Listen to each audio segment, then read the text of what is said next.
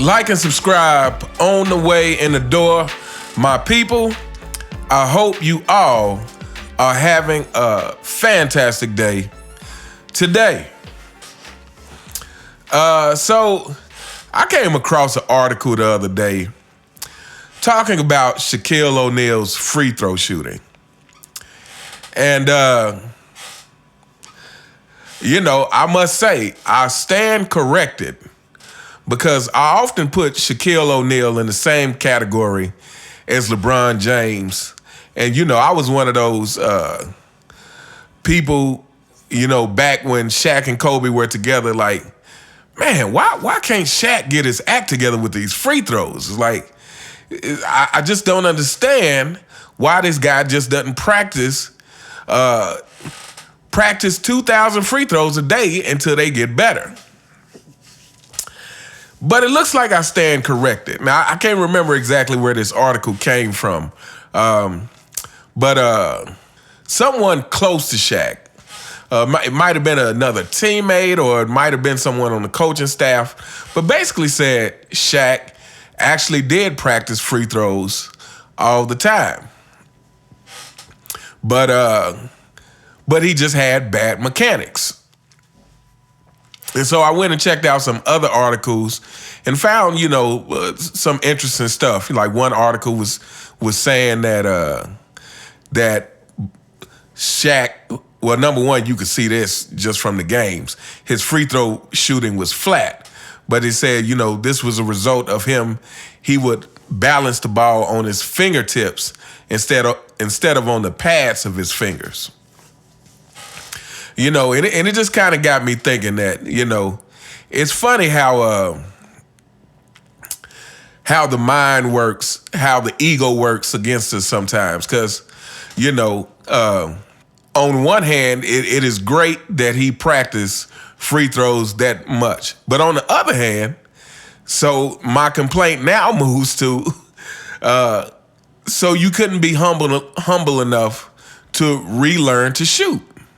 Because that's kind of what it would have come down to. It's relearning the mechanics of his shot, relearning how to place the ball in his hand to get the trajectory correct.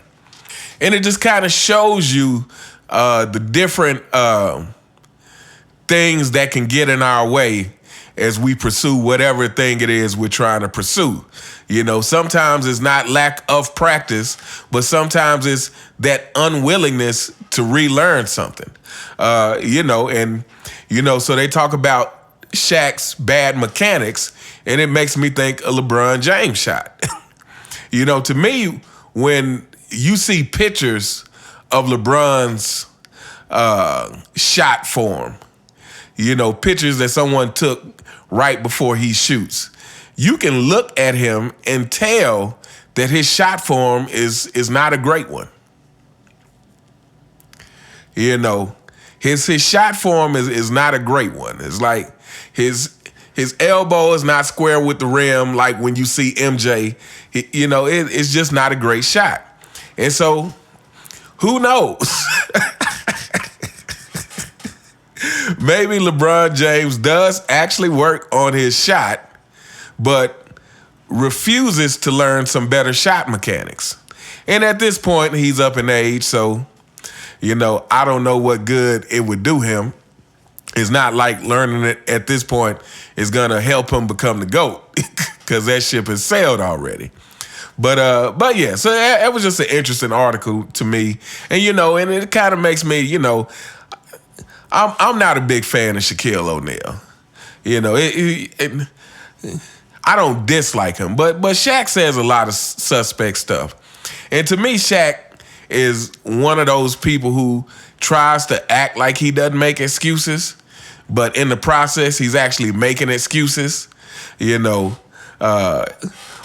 he's, one of the things that I've heard him say that I'm just like, man, please, is I heard him say on one of the sports shows, I never wanted to be the greatest. I only wanted to be the most dominant. It's like, who in their right mind, if you can work on your skills enough to be the best in the game, Why would you not want to do that? But to me, that was just an excuse to cover up the fact that he didn't do things that he should have done in his NBA career, like change his shot mechanics. You know, I mean, can you guys imagine if Shaquille Oneal even shot 80% from the line? Can you guys imagine if Shaquille Oneal even shot 80% from the line? As dangerous as that guy was already, I mean, he'd have been just virtually unstoppable. And then here's the kicker, you know, had he changed his shot mechanics to make his free throws better, he probably would have actually just had a better jump shot in general, which again would have just made him all the more dangerous. I mean, with Shaq's gifts, he could have arguably been in the GOAT conversation. I would say he should have been in the GOAT conversation. And it's kind of the same thing with LeBron James. I feel like people like this who relied on their athleticism and made excuses one way or another, you know, and instead of just doing whatever it takes to get better.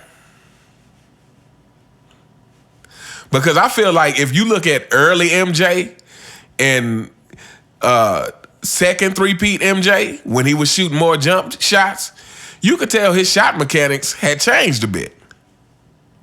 You know, they weren't exactly like they were when he came into the league. And so that's the thing. Again, that's just another thing that shows you how great MJ was, is that he wasn't afraid to do whatever it took to make himself better. Like him knowing that, hey, this athleticism isn't going to last me. I'm not always going to just be able to jump right over the top of everybody and shoot and, you know, developing that fadeaway, but just developing a killer mid-range. And so yeah, you know, to me, this is another thing that highlights the greatness of somebody like MJ, somebody like a Kobe Bryant, you know, and shows how, you know, little stuff like this can get in your way. You know, that ego, that stubbornness, that refusal to, is like, oh, so you gonna shoot 1,000 free throws a day with bad shot mechanics and think that somehow is gonna change? You know, but anyway, I just thought that was an interesting article. But let me know what you guys think in the comments. What do you think about the fact that Shaquille Oneal actually did practice a lot of free throws? As a matter of fact, as much as he practiced free throws in practice, he talked about the fact that once he had enough money to build a gym in his own home, he would be practicing free throws a lot at his home as well. But yeah, you know, again, I forgot who exactly it was, whether it was someone from the coaching staff or another teammate. But according to them, he just had bad shot mechanics. You know, so he would have had to relearn to shoot, which he should have done. But anyway, let me know what you guys think. You all have a fantastic day, and I will see you next time. All right.